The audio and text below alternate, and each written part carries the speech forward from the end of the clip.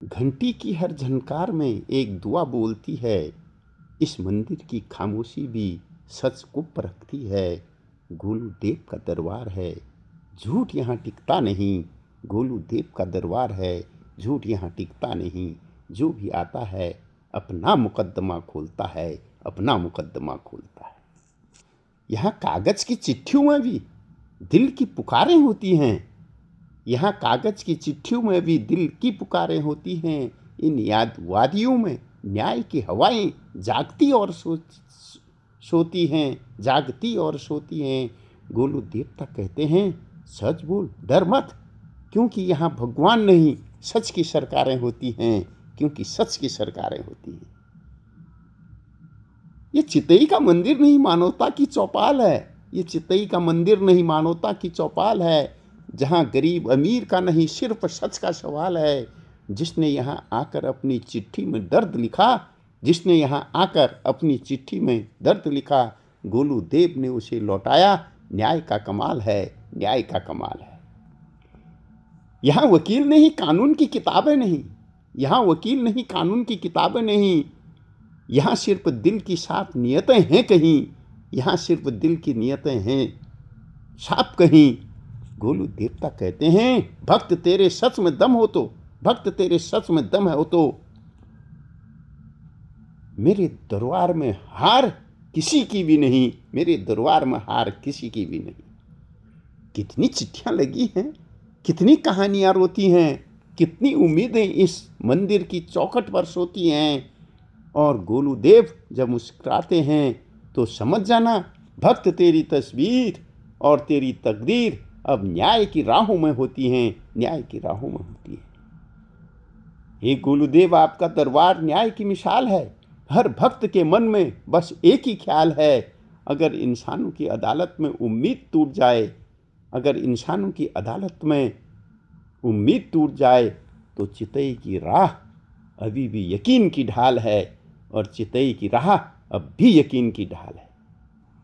साथियों नमस्कार, मैं सुरेंद्र वर्मा सुंदर आपके अपने चैनल सुरेंद्र वर्मा सुंदर छटपटाहट में हार्दिक अभिनंदन और स्वागत है। साथियों, जैसे आपको इन पंक्तियों से आभास हो गया होगा कि आज मैं आपको लिए चलने वाला हूँ उत्तराखंड का एक ऐसा जिला, अल्मोड़े के अंतर्गत आने वाला न्याय का देवता, राजा कहें, न्याय का देवता कहें, या कुमाऊं की आत्मा कहें, चितई गोलू के पास। चितई गोलू का देवता, न्याय के देवता, कुमाऊं की आत्मा का आइए आप सब लोग मिलकर हम उसका आह्वान करते हैं। साथियों, देवभूमि उत्तराखंड में अनेक मंदिर हैं। कुछ पत्थरों की नक्काशी से जगमगाते, कुछ बर्फीली चोटियों की गोद में छिपे, और कुछ ऐसी लोक आस्था के दीपक हैं जो पीढ़ियों से बुझते नहीं। इन्हीं दीपों में एक है चितई गोलू का मंदिर, जो अल्मोड़ा में है। यह मंदिर साथियों एक धार्मिक स्थल नहीं, यह अन्याय के विरुद्ध खड़े लोगों की पुकार है। यह लोक आस्था की धड़कन है, यह कुमाऊं की आत्मा की प्रतिध्वनि है। साथियों, यहाँ घंटियों में, समुद्र में मनुष्य अपनी व्यथा, अपनी उम्मीदें, अपने सपने एक कागज पर लिखकर देवता के चरणों में रख देता है और विश्वास करता है कि न्याय मिलेगा। गोलू देवता को एक राजा, एक देवता, एक सेनापति और न्यायाधीश के रूप में देखा जाता है। कुमाऊं के लोक इतिहास का वह अध्याय है जो तलवार से कम और सत्य की दृढ़ता से अधिक लिखा गया है। साथियों, यह यात्रा केवल एक मंदिर की कथा नहीं सुनाता, बल्कि उस लोक धर्म का स्मरण कराता है जो न्याय को भगवान मानता है और भगवान को न्याय का रक्षक। साथियों, आज की प्रस्तुति में हम मंदिरों के मौन को सुनेंगे, घंटियों की प्रतिध्वनि में गोलू देवता की कथा खोजेंगे और जानेंगे कि कैसे एक पर्वतीय जनमानस अपने दुख सुख, अपनी पीड़ा, अपनी अपील एक देवता की अदालत में सौंप देता है। साथियों, अगर आपको ये वीडियो अच्छी लगे, ज्ञानवर्धक लगे और आपको अगर लगता है कि हाँ ये इन्फॉर्मेटिव भी है, जानकारी देने वाला है, तो प्लीज़ लाइक करें, शेयर करें, कमेंट करना न भूलें और सब्सक्राइब तो अवश्य करें साथियों। चलिए ले चलते हैं उसी ओर। सबसे पहले मैं बताना चाहूँगा कि ये जो बाहर से जो ये वीडियो देख रहे हैं, क्योंकि जो हमारे कुमाऊं के लोग हैं उन्होंने तो अवश्य ही ये मंदिर देखा होगा, लेकिन जो लोग बाहर से देख रहे हैं, ये वीडियो को सुन रहे हैं, तो यहाँ आने के लिए आपको सबसे पहले अल्मोड़े ज़िले में अल्मोड़े शहर में आना होगा और उसके बाद 8 किलोमीटर दूरी पर ये गोलू देवता का मंदिर है। यहाँ गोलू देवता को प्रतिष्ठित किया गया है, जिन्हें गौर भैरव के रूप में देखा जाता है, जो भगवान शिव की एक प्रचंड अवतार मानी जाती है। साथियों, इस मंदिर में पहुँचते ही यहाँ की पहचान है। मंदिर का परिसर तांबे की हजारों घंटियों से लदा हुआ है। घंटियाँ ही इसे सबसे विशिष्ट पहचान देती हैं साथियों। यहाँ आवागमन के लिए अगर आप आना चाहें, सड़क मार्ग द्वारा आसानी से पहुँचा जा सकता है, लेकिन एयरपोर्ट निकटतम जो है वो पंतनगर। साथियों, पौराणिक कथाएं और लोक मान्यताओं के अनुसार गोलू देवता के बारे में जो कथाएं प्रचलित हैं, उनमें पौराणिक और लोक दृष्टि का मिश्रण देखने को मिलता है। एक कथा के अनुसार गोलू देवता राजा हालराय, जो कत्यूरी और चंपावत राजवंश के पुत्र थे, उनके जीवन में अन्याय और राजनीति का बहुत बड़ा स्थान था। कुछ मान्यताओं के अनुसार उन्हें गलत तरीके से मार दिया गया था। यह भी कहा जाता है कि गोलू देवता की बहनें और भाई भी हैं, जैसे कलुआ देवता, भैरव रूप जो है वो उनके भाई हैं, और गढ़ देवी जिसे सत्य रूप में पूजा जाता है, वो उनकी बहन है। कुछ मान्यताओं में गोलू देवता ग्वाला जो कहलाते हैं, यानी गायों की देखभाल करने वाला, और उनकी गायों से गहरा संबंध है, ऐसा कुछ मान्यताओं में कहा जाता है। और ऐतिहासिक दृष्टि से अगर हम देखें तो साथियों, चितई गोलू जो देवता की पूजा है, लोक राजनीतिक चरित्र के बहुत करीब है। वे सिर्फ एक धार्मिक देवता नहीं, बल्कि एक न्याय के संरक्षक के रूप में भी प्रतिष्ठित हुए हैं। मंदिर का इतिहास साथियों यह बताता है, यह दर्शाता है कि न्याय, संवाद और लोकवादी न्याय की परंपरा पहाड़ों में कितनी गहरी रही है। वर्तमान में भी भक्त न्याय की याचना के लिए यहाँ चिट्ठियाँ लाते हैं, जो मंदिर परिसर में रखी जाती हैं। यह पारंपरिक न्याय प्रार्थना का आधुनिक रूप है साथियों, यह मंदिर धार्मिक महत्व और आस्था का केंद्र है। गोलू देवता को न्याय का देवता माना जाता है। श्रद्धालु मानते हैं कि उससे न्याय अवश्य ही मिल सकता है, खासकर उन मामलों में जहां अन्य माध्यम बंद हो जाते हैं या जब लोग महसूस करते हैं कि सामान्य अदालतों से उन्हें न्याय नहीं मिलेगा। साथियों, चिट्ठियां, जिसे अर्जी लिखकर उनके सामने अपनी समस्याएं, अन्याय, मुकदमे, घरेलू विवाद, संपत्ति विवाद आदि रखते हैं। ये पत्र मंदिर परिसर में ही रखे जाते हैं। यहाँ एक और अनूठी परंपरा है घंटी चढ़ाने की साथियों। जब किसी भक्त की मुराद पूरी होती है, और जो अक्सर होती है, वो भक्त यहाँ तांबे या पीतल की घंटी मंदिर में चढ़ाता है। घंटियों की आवाज़ और उनकी संख्या इस बात का प्रतीक है कि बहुत से लोग अपनी आस्था और विश्वास के साथ यहाँ न्याय की उम्मीद लेकर आते हैं। यह घंटी बजाना उल्लेखनीय रूप से इस मंदिर का धार्मिक अनुभव बनाता है। यहाँ मंदिर के प्रिय वस्त्र जो परंपरा रही है, भक्त लोग सफ़ेद कपड़े और पगड़ी और शाल पहनकर जाते हैं, जो शांति, पवित्रता और न्याय प्रार्थना का प्रतीक माना जाता है। साथियों, महाशिवरात्रि जैसे और अन्य भी पर्वों पर यहाँ विशेष पूजा अर्चना, नवरात्रियों पर विशेष पूजा अर्चना यहाँ पर होती है और तीर्थ यात्रियों की भीड़ बढ़ जाती है। स्थानीय परंपरा और यहाँ की विशेषता के बारे में आप जानना चाहें तो बताऊं कि मंदिर परिसर में हजारों घंटियां लटकी होती हैं जो हवा में झूलकर एक अलग ही संगीत का सृजन करती हैं। यह दृश्य और ध्वनि दोनों भक्तों के लिए आध्यात्मिक अनुभव बन जाते हैं। यहाँ की परंपरा है कि भक्त अपनी समस्याएं, अपनी याचनाएं और अन्याय की दलीलें कागज पर लिखकर मंदिर में चिपकाते हैं। ये पत्र देवता तक उनकी आवाज़ पहुंचाने का माध्यम बन जाते हैं।